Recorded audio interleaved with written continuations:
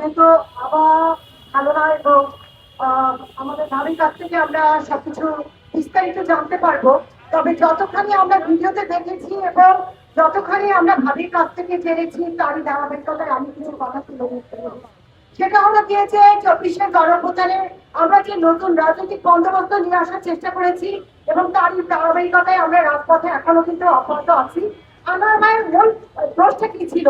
সবসময় অন্যায়ের বিরুদ্ধে কথা বলার কি দোষ করে ফেললো?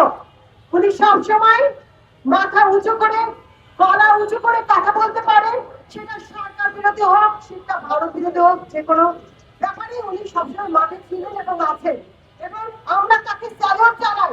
আমাদের মাঝখানে আমাদের এমন একটা ভাইকে পেয়ে আমরা ধন্য। এবং আনোয়ার ভাই যদি অপরাধী হয় তাহলে আমরা সবাই অপরাধী। তাহলে আমাদেরকে আপনারা নিয়ে যান, কারাবন্দি করেন।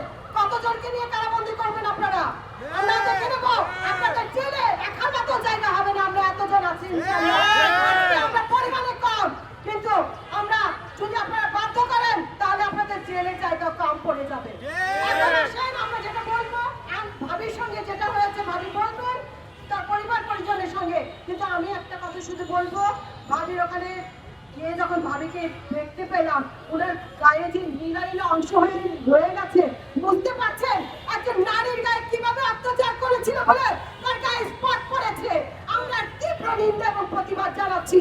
কোন ব্যক্তি যদি রাজনৈতিক ক্ষেত্রে যদি প্রতিবাদ